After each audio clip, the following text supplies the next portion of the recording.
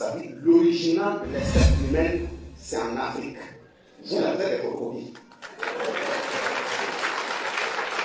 Pas pour manquer de l'espèce. Ça, si on veut, on rentre, on va voir peut-être une vérifie. Donc, je vous invite à comprendre que l'AES, les Africains, ce ne sont pas des sous-sols. Il faut faire attention. Et même culturellement, on dit, quand vous mettez un enfant au monde, ou bien quand un enfant migre, et il va ailleurs, des années plus tard, et il revient trouver que toi qui es sa souche originale, que toi tu n'es pas un être vivant, parce que c'est lui qui est mieux évolué, il n'y a pas de pire malédiction sur toi qu'un être dans la vie. Tu ne peux que vivre des désastres. Des désastres. Et justement, j'ai fait cette introduction pour que nous, on comprenne que nous n'avons pas devoir de continuer à être des hommes complexés.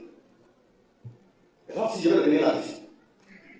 Et j'ai aussi dit à l'intéressé que ceux qu'il appelle des terroristes, puisqu'on a échangé, je lui ai dit, par jour, il y a des Africains qui sont arrivés sur les bordures des eaux, des mers, comme des sachets, des jeunes qui meurent en mer. Quand on prend les routes du désert, c'est jonché de squelettes humains. Mais justement, pour ceux qui meurent en océan, ramenés comme des sachets, les squelettes sont sur les voies désertiques. Ainsi de suite, c'est pour aller chercher un meilleur être. Mais comme nous ne sommes pas des sous-hommes, il faut qu'on se batte pour que l'Afrique étant le berceau de l'humanité, ses frères et sœurs, on arrête le versement du sang sur les routes désertiques, afin qu'ils trouvent le meilleur vivre, la dignité et l'intégrité chez eux.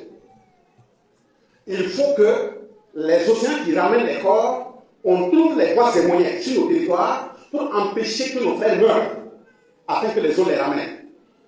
Si même peut-être à quelque part, ce ne sont pas des gens qui quittent de chez eux, les croisés en mer, percer leur embarcation pour qu'ils y restent. L'intéressant en réponse me dit, en fait, l'exemple que j'ai vu sur les mers là, les corps qu'on trouve, ceux qui prennent les mers là, ce n'est pas chez eux qu'ils viennent, parce que la mer ne mène pas chez eux. Et que ceux qui sont dans le désert là, ce sont les terroristes qui empêchent notre développement. Je lui ai dit, c'est justement, quand on perd tout le sens de l'humain, c'est aussi ça. Quand on voit un corps humain, une tête, deux bras, deux jambes, dans un état de mort, en décomposition, si on est bien éduqué, on doit avoir un minimum de sensibilité. On ne cherche pas à dire que la mer ne mène pas chez nous. Maintenant, les terroristes dont vous parlez, ce ne sont pas, ils sont de teint noir, c'est vrai, mais ce sont aux subditifs des armées que vous avez.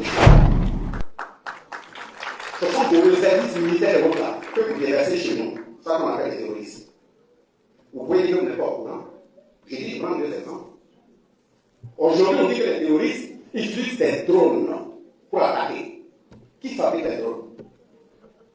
Est-ce qu'on fabrique les drones au Mali, au Burkina, au Niger, chez vous?